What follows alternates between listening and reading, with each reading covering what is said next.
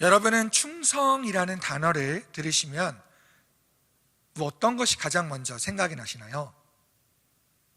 저는 군대를 다녀와서 그런지 어쩔 수 없이 충성하면 거수경례가 먼저 생각이 납니다. 저는 사실 이 거수경례 때문에 좀 마음이 상했던 일이 있었습니다. 주일날 무슨 일이 있어도 교회를 꼭 가야겠다는 저 때문에 마음이 상했던 군대의 선임이 이 거수경례를 가지고 꼬투리를 잡기 시작한 겁니다. 선임에게 거수경례를 했는데, 충성 경례를 했는데 손바닥이 보인다고 혼내키는 겁니다. 다음날 다시 충성 경례를 했더니 이번엔 손등이 보인다고 혼내키는 겁니다. 다음날 다시 충성 경례를 했더니 이번엔 손가락이 붙어있지 않다고 혼내키는 겁니다. 그 다음날 다시 또 충성하고 경례를 했더니 이번엔 손날이 휘었다고 혼내키는 겁니다. 그 다음날 또 다시 충성하고 경례를 했더니 이번에는 충성 위치가 눈썹 위쪽에 있다고 혼내키는 겁니다. 만날 때마다 거수경례를 가지고 꼬투리를 잡히며 혼나다 보니 그 선임이 전역할 때까지 정말 말 그대로 충성하기가 싫어졌습니다.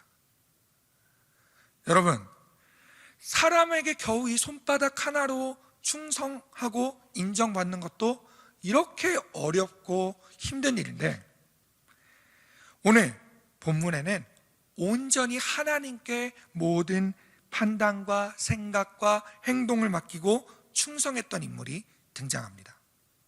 또한 이 사람은 하나님에 대한 그 충성을 이스라엘의 위대한 민족의 지도자인 모세에게 인정받았습니다.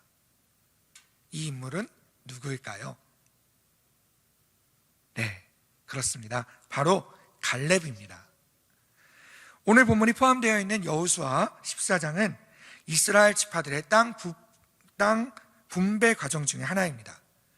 여호수아서 1장부터 12장까지는 전반부에서 모든 가나안 땅의 정복 과정을 마치고 13장부터 22장까지는 정복한 땅을 지파별로 제비 뽑아서 나누는 과정을 보여줍니다. 13장에서는 요단강 동쪽을 배정받았던 르우벤 지파, 갓 지파, 므낫세 반 지파가 땅을 배정받았고, 이제 14장에서는 요단강 서쪽 지방의 지파들의 첫 주자로 유다 지파의 분배를 이제 막 시작하려고 하는 상황이었습니다. 그런데 지파들이라는 큰 공동체 수준의 땅 분배를 이야기하는 자리에 한 개인이 나오더니 땅의 소유권을 주장하기 시작합니다. 어쩌면 비중 없는 한 사람의 이야기일 수도 있지만, 그냥 넘어갈 수도 있는 이야기일 수도 있지만, 성경은 이 개인의 이야기에 지면을 할애하여 자세하게 그의 믿음을 보여줍니다. 왜냐하면 그가 변치 않는 하나님의 약속에 대한 믿음을 끝까지 가지고 있었기 때문입니다. 오늘 본문에서 우리는 하나님께 충성된 사람이었던 갈렙이 어떤 믿음을 가지고 있었는지 함께 알아보길 원합니다. 첫 번째로 갈렙이 가지고 있던 믿음은 시간을 뛰어넘는 믿음이었습니다. 우리 함께 따라해 볼까요? 하나님께 충성된 사람은 시간을 뛰어넘는 믿음을 소유한다. 네, 그렇습니다. 사실 갈렙에게 가나안 땅, 그 중에서도 오늘 본문에 마주치게 되는 이 헤브론이라는 지역은 처음 와보는 도시가 아니었습니다. 무려 40년 전에 가나안 땅을 목전에 두고 지파별로 12명의 정탐군을 보냈을 때 갈렙은 유다 지파의 대표로 뽑혀 40일 동안 가나안 땅을 두루 다니며 그 땅을 정탐하였습니다. 정탐을 마치고 나서 그 내용을 보고할 때 10명의 정탐꾼들은 그 땅을 악평하며 이렇게 이야기했습니다. 민수기 13장 32절 말씀을 보면 이스라엘 자손 앞에서 그 정탐한 땅을 악평하여 이르되, 우리가 두루 다니며 정탐한 땅은 그 거주민을 삼키는 땅이요, 거기서 본 모든 백성은 신장이 장대한 자들이며 거기서 네피림의 후손인 아낙 자손의 거인들을 보았나니 우리는 스스로 보기에도 메뚜기 같으니 그들이 보기에도 그와 같았을 것이니라. 아멘. 이러한 악평을 들은 이스라엘 사람들의 반응은 어떠했습니까? 난리가 났습니다. 온 회중이 소리를 지르며 울면서 밤새도록 통곡하기 시작합니다. 왜 우리를 여기까지 데리고 왔냐며, 가나안 사람들에게 왜 죽게 만드냐며 하나님께 원망하며 울부짖기 시작합니다. 그때 여호수아와 갈렙이 옷을 찢으며 나타납니다. 그리고는 백성들에게 이렇게 이야기합니다. 민수기 14장 7절로 9절 말씀을 함께 읽어봤으면 좋겠습니다. 시작. 이스라엘 자손의 온 회중에게 말하여 이르되, 우리가 두루 다니며 정탐한 땅은 심히 아름다운 땅이라. 여호와께서 우리를 기뻐하시면 우리를 그 땅으로 인도하여 들이시고 그 땅을 우리에게 주시리라.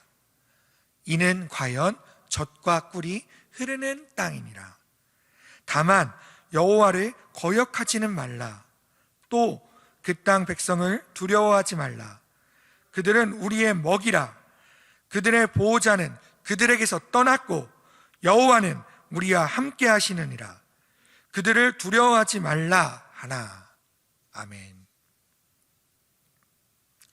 쉽게 말해서 여호수아와 갈렙은 이렇게 외쳤습니다. 그 땅에 들어가고 그 땅을 정복할 수 있는 기준은 우리의 힘이 아니다. 하나님이 우리를 기뻐하시는가 기뻐하시지 않는가, 그 여부일 뿐이다.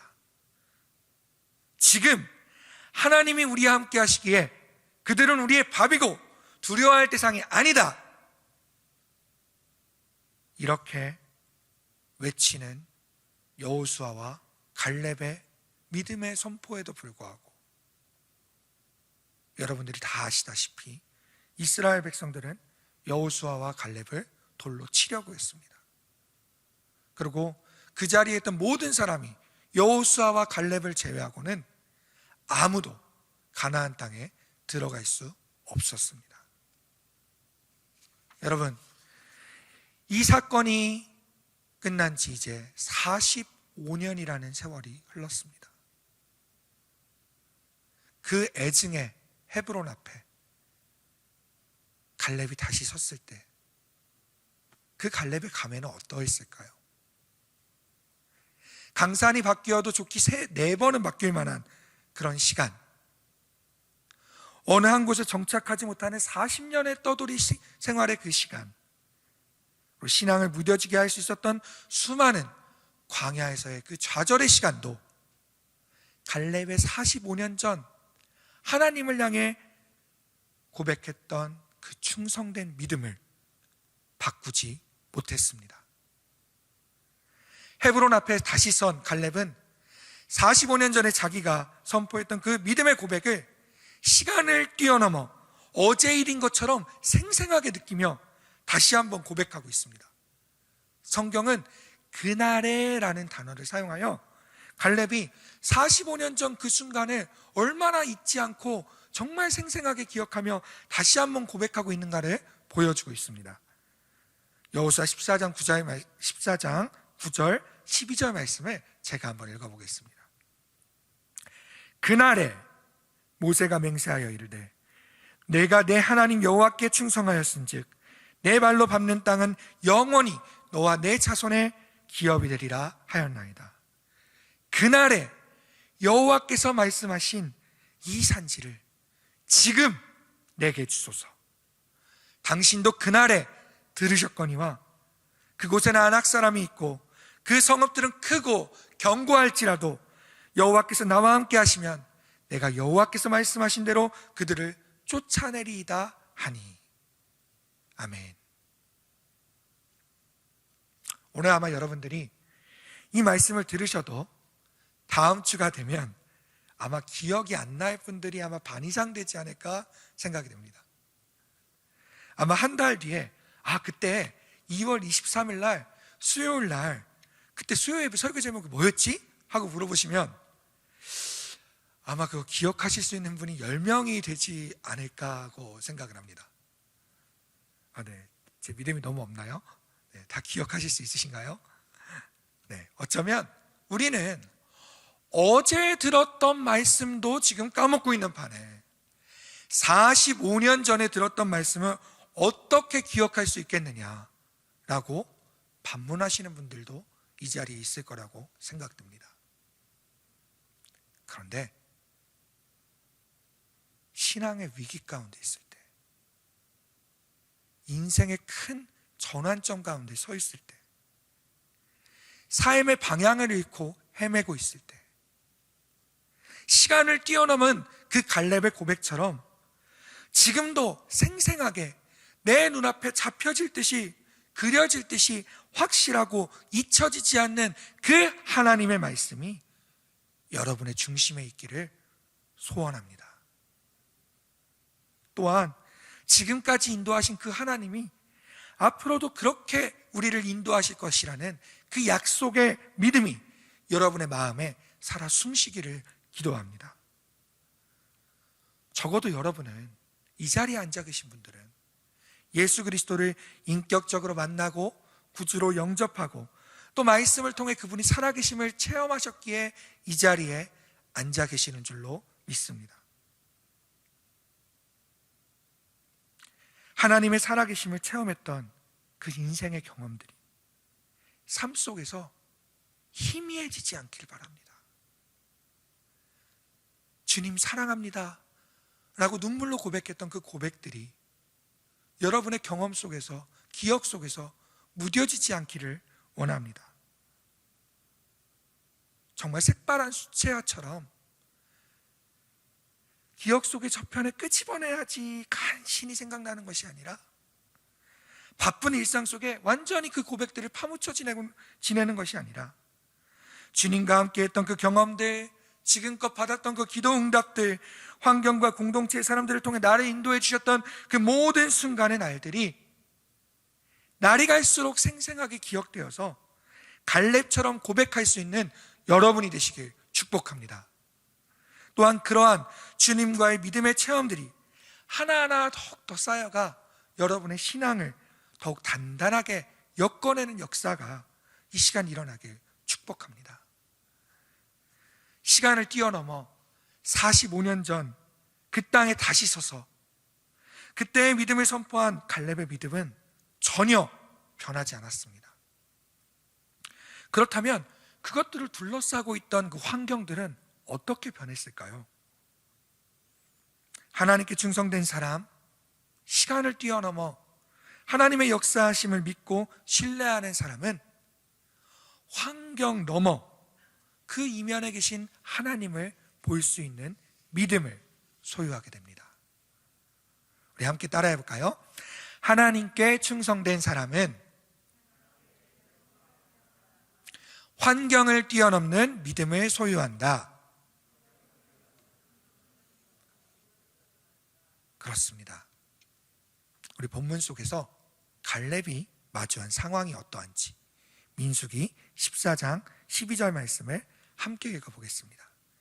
14장 12절 함께 읽습니다. 시작.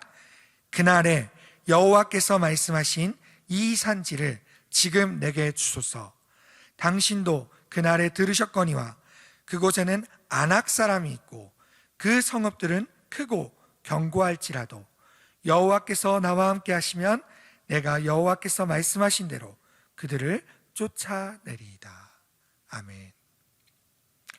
여러분, 가나안의 여러 곳을 정복했지만 아직 이 헤브론의 성읍은 크고 견고하게 남아 있었습니다.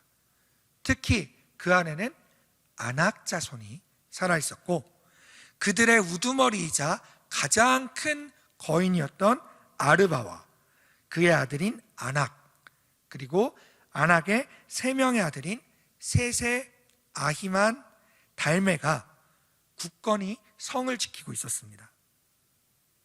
그리고 여러분 생각해 보시면 여리고 왕, 아이 왕의 이름은 성경에 등장하지도 않았습니다. 바산 왕 정도나 되어야 옥이라고 이름이 등장하고요, 가나안 북방의 모든 나라들을 연합시켰던 하솔 왕 정도야 되어야 야빈이라는 이름을 성경에서 기록하고 있습니다. 그런데 여러분, 이 안악 자손의 위용이 얼마나 대단한지, 왕도 아닌데, 심지어 우리 편도 아니고 적군의 지도자인데 성경에서 이름을 세세하게 기록하고 있습니다.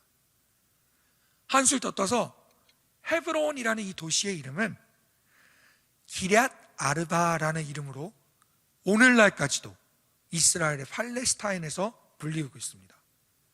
기럇 아르바는 아낙 자손인 아르바의 도시라는 뜻입니다. 이 정도로 엄청난 위용을 자랑하는 아낙 자손들이 멀쩡하게 헤브론 땅에 살아 있었습니다. 또한 이 아낙 자손들은 어쩌면 이스라엘 전체를 40년 동안 광야 생활을 하게 한 원흉이었는지도 모릅니다. 아낙 자손에 비하면 우리는 메뚜기와 같다라고 표현했던 그 이스라엘 자손들의 원망 섞인 말 한마디는 하나님에 대한 신뢰를 바라보지 못하고 저버리게 되는 도화성과 같은 역할을 했습니다. 그만큼 아낙 자손은 이스라엘 백성들에게 무시무시한 공포의 대상이었습니다. 지금 60만 명이 함께 쳐들어가도 우리는 메뚜기처럼 밟아 죽일 것 같아 라고 공포에 떨게 만드는 그 아낙 자손 앞에 갈렙은 자기와 자신의 식구들만으로 그 아낙 자손이 있는 헤브론 땅을 점령하겠다고, 그 산지를 나에게 달라고 나선 것입니다. 여러분, 이성적으로 봤을 땐 이게 얼마나 무모한 도전입니까?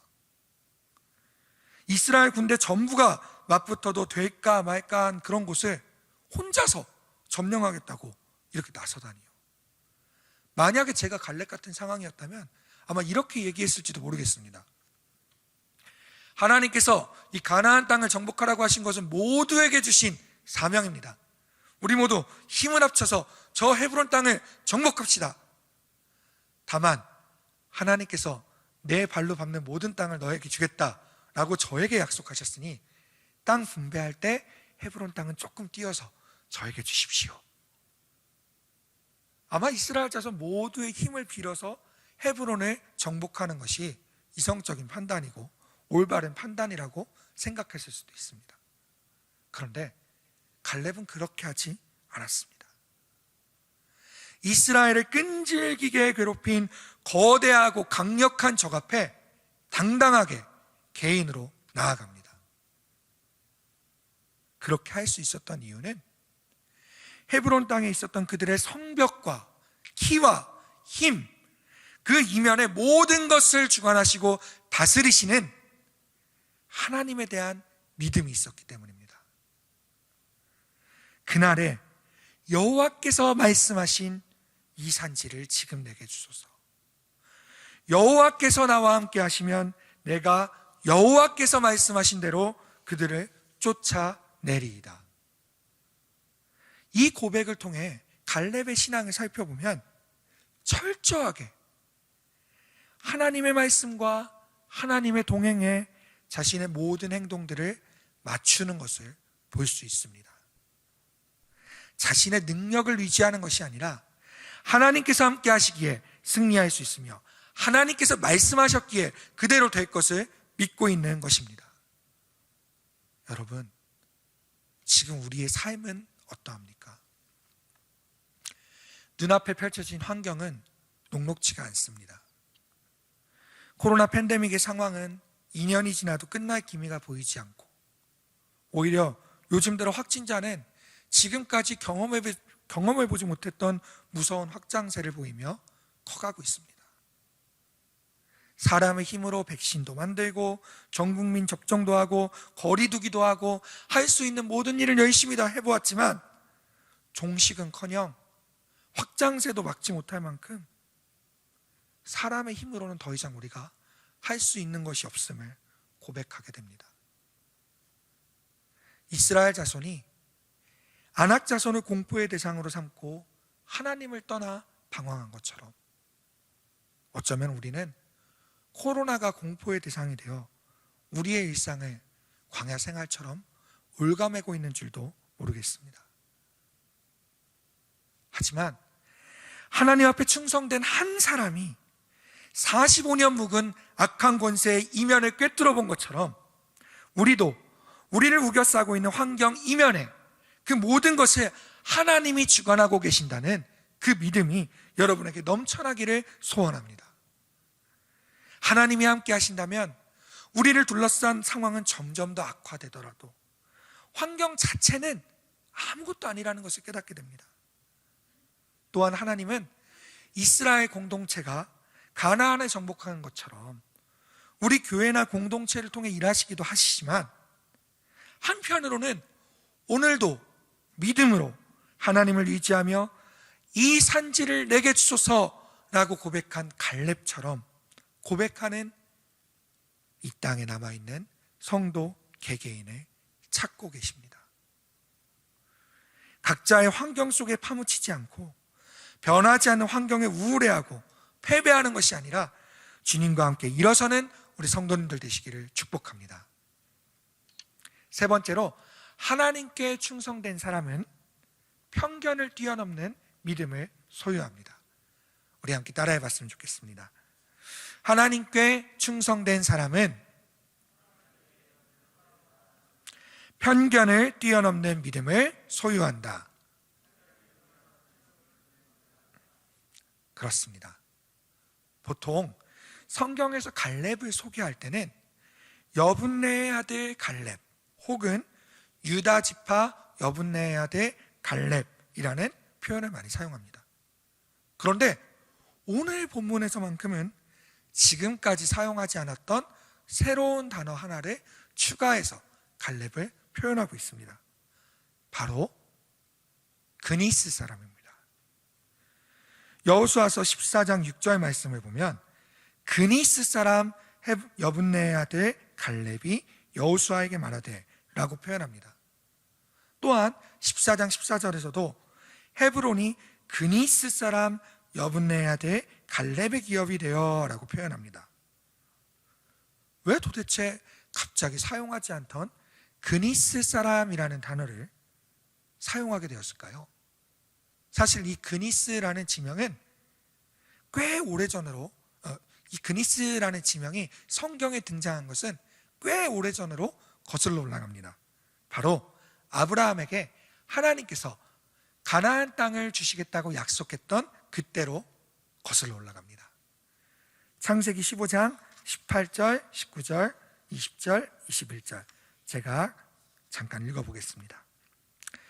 그날에 여호와께서 아브람과 더불어 언약을 세워 이르시되 내가 이 땅을 애굽 강에서부터 그 큰 강 유브라데까지 내 자손에게 주노니 곧 겐 족속과 그니스 족속과 간몬 족속과 헷 족속과 브리스 족속과 르바 족속과 아모리 족속과 가나안 족속과 기르가스 족속과 여부스 족속의 땅이니라.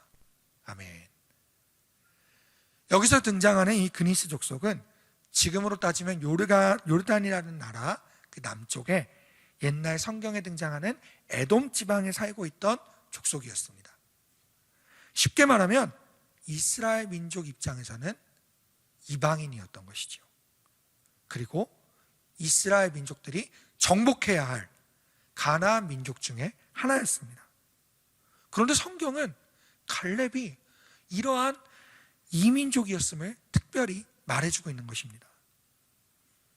아브라함의 자손이었던 정통 이스라엘 사람들이 아닌 이방인들에 대한 이스라엘 사람들의 시선은 예나 지금이나 그렇게 크게 변한 것이 없는 것 같습니다. 이스라엘 사람들은 자신들이 선택된 민족이라고 여기고 다른 이민족들은 사람이 아닌 동물처럼 취급했습니다. 이민족들은 생각도 있고 사람처럼 돌아다니긴 하지만 하나님의 사랑을 받지 못하는 실패자, 세상에서 없어져야 할 존재들이라는 인식을 가지고 있었습니다. 이스라엘 민족의 정통성을 이어받은 것이 아니라 그니스 사람이라는 꼬리표를 달고 있었던 갈렙은 어쩌면 유다 지파에 완전히 녹아들어서 인정받기 전까지는 이러한 분위기의 공동체에서 정말 힘든 시간을 보내고 있었을지도 모릅니다. 그러나 하나님은 오히려 순수한 혈통이었던 수많은 원망 많았던 그 이스라엘 백성들은 광야에서 죽게 두시고 여호수아를 제외하면 유일하게 이방인 타지 출신이었던 이 갈렙만을 가나안 땅으로 들여보내 주십니다. 하나님 나라는 혈통으로나 육적으로 이루어지는 것이 아니요 하나님을 온전히 따라가는 충성된 자에게 열려 있다는 것을 성경은 명확하게 보여주고 있는 것입니다. 또한 헤브론을 점령하겠다고 우리 갈렙이 나섰을 때 그때의 갈렙의 나이가 몇 살이었습니까? 무려 85세였습니다. 여러분 지금 한번 상상해 보십시오. 85세의 나이면 지금 집에서 무엇을 하고 있을까요? 아마 아이들을 보면서 손주들의 재롱 떠는 것을 보면서 즐거워하고 있어야 할 그런 나이에 할아버지가 거인들이 득실득실거리는 그 도시의 전쟁을 이끈다는 것이 이해가 될까요? 어쩌면 갈렙은 출신에 대한 편견뿐만 아니라 그가 가지고 있던 나이에 대한 수많은 편견들로 인해 위축될 수도 있었을 것입니다. 하지만 나이는 숫자에 불과하다라는 말처럼 하나님이 함께 하실 때 갈렙은 45년 전 모세가 갈렙을 보내던 그때와 지금이 여전히 똑같이 강건하다는 것을 고백합니다. 다 같이 여호수아서 14장 11절 말씀 한번 읽어봤으면 좋겠습니다. 시작. 모세가 나를 보내던 날과 같이 오늘도 내가 여전히 강건하니 내 힘이 그때나 지금이나 같아서 싸움에나 출입에 감당할 수 있으니. 아멘. 우리의 인생길에 때로는 나이가, 때로는 나의 학력이, 때로는 나의 재산이, 때로는 나의 직업이, 집의 크기와 아파트의 이름이, 세상이 나를 바라보는 그 시선들이 나를 움츠러들게 하고 하나님의 일을 하게 하는데 거리낌이 될 때가 있습니다. 내가 이렇게 나이가 많은데 어떻게 목자를 할 수 있겠어? 내가 배운 것도 없는데 어떻게 교육 목자를 할 수 있겠어? 내가 기억력도 이렇게 떨어지는데 어떻게 전도폭발 훈련을 받을 수 있겠나? 하지만 여러분 꼭 기억하시기 바랍니다. 세상이 바라보는 나의 모습과 하나님이 바라보시는 나의 모습은 다릅니다. 세상이 나를 평가하는 편견에 쌓여있는 기준과 있는 그대로의 모습을 바라보시는 하나님의 기준은 다릅니다. 갈렙이 사람들이 바라보는 지역의 편견, 나이의 편견을 뛰어넘어 담대하게 그 산지로 나아간 것처럼 우리도 세상의 시선에 나도 모르게 익숙해져서 움츠러드는 것이 아니라 하나님의 자녀로서 나의 모습을 발견하고 하나님 나라에 당당하게 참여하는 우리 성도님들 되시기를 축복합니다. 오늘 말씀을 정리하기 원합니다. 하나님의 일하심을 기대하며 그 모든 일의 성사를 하나님께 맡겼던 갈렙은 결국 45년 전 자기가 믿음으로 바라보기만 했어야 했던 그 산지 헤브론 땅을 기업으로 받게 됩니다. 그 긴 시간을 뛰어넘어 변하지 않는 믿음으로 환경에 굴복하지 않고 그 너머에 계신 하나님을 바라보며 편견에 꺾이지 않고 믿음으로 나아간 갈렙이 헤브론을 기업으로 받은 이유를 성경은 이렇게 이야기하고 있습니다. 헤브론이 그니스 사람 여분네의 아들 갈렙의 기업이 되어 오늘까지 이르렀으니 이는 그가 이스라엘의 하나님 여호와를 온전히 쫓았습니다. 아멘.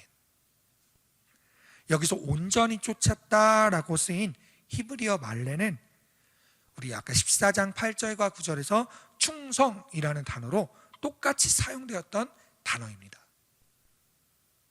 훗날 먼 시간이 지나 우리의 삶을 돌아보았을 때 그가 변함없는 믿음으로 하나님께 충성된 삶을 살았더라, 이렇게 고백할 수 있는 저와 여러분이 되시길 주님의 이름으로 축복합니다.